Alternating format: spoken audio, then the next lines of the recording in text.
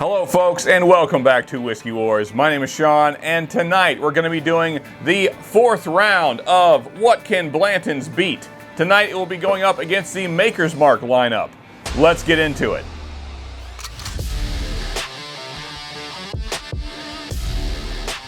Okay, so here's our Maker's Mark lineup, and here's Blanton's. We got FAA-02, we got the Blind Speaks, which is the mash and drum pick, and then we got a pick that I picked up just recently, I haven't even opened yet, and that's Can't Stop the Beaver.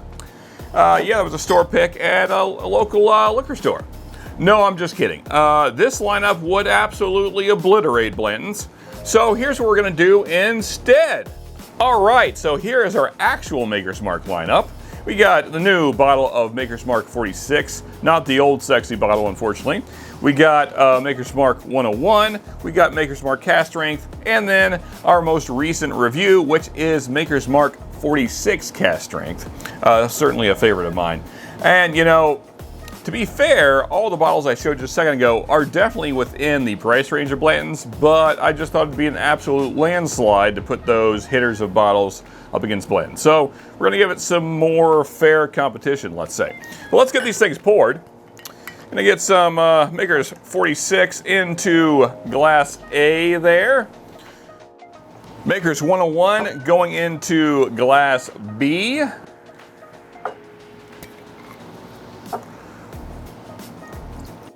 Maker's Cask Strength, these twist tops, going into glass C. Well, I guess maybe that's backwards, but nonetheless, you get it. And Maker's Mark 46 Cask Strength going in glass D there. Is that right? No. There we go. D for the absolute dominating beatdown that it's sure to give Blanton's. And finally, the My Little Pony bottle going into glass E there. And E is for extra tatery. Now, as usual, this is a whiskey war, so we're gonna throw them on the Drunken Susan here. Get them nice and mixed up. Here we go. Push them all together here. Hopefully they're not too unruly. Get them a spinning. I'm looking at, okay, well, you already got one trying to escape already. Gotta spin a little slower, apparently. Try and bump them on with my fingers without looking. Nice and spun up there. And then, of course, just for extra measure, we'll take them off in a random order. Let's see, here, there, something like that, I don't know. There we go, yeah. Now, as usual, in a whiskey war, we won't be doing any nosing notes, just a brief tasting notes and just kind of moving through them. And then we'll go back through them the other time, and that will be off camera. And you won't see me cleansing my palate, but I have some water right here. So, let's go ahead and get into glass number 1.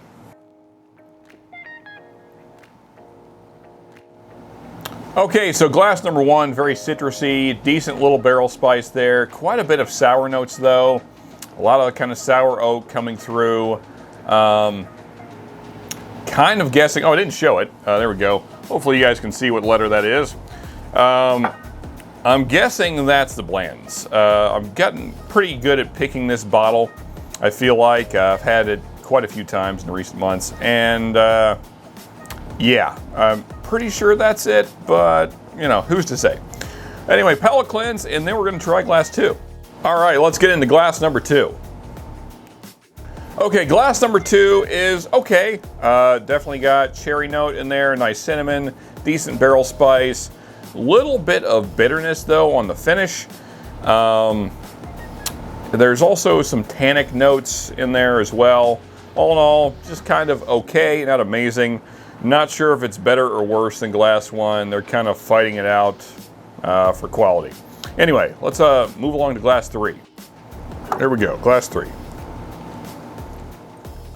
Okay, first off, I'm not sure if I showed glass 2. There's that. And here is what glass 3 is, what I just had. And I would say glass 3 many magnitudes better than the last 2 glasses. Nice red fruits, nice dark toasty oak notes, nice vanillas, caramels in there. Certainly a cherry note, but not medicinal, like a nice dark cherry note. Lots of cinnamon spice in there. All in all, a good sip. Let's move along to glass 4.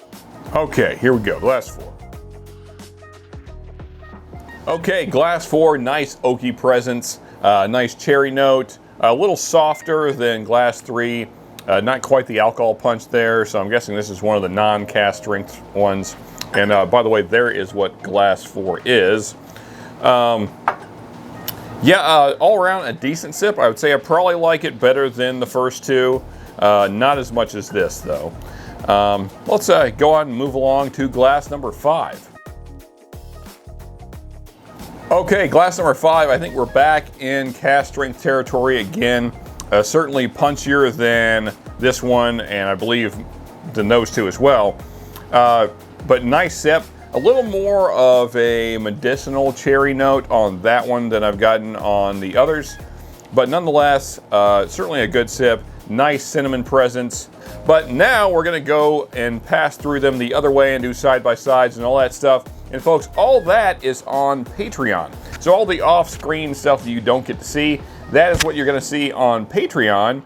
There's lots of different tiers and different rewards for those different tiers. One of those rewards being that you get thrown into giveaways automatically, and the higher the tier level you choose, the more entries you get into our giveaways that we do on our lives. Which, by the way, tomorrow, which will be your yesterday, we'll be opening that Can't Stop the Beaver store pick. So yeah, go back and watch that and join us in future Friday live. So yeah, anyway, let's get to this off-screen tasting, and we'll see you guys in a few. Okay, so here's how they placed last to first. So let's go ahead and get into it and see what numbers we got. Also, folks, if you're hearing a little bit of background noise over the music and me talking, there is an AC unit, kind of floor unit running beside me because it's incredibly hot here.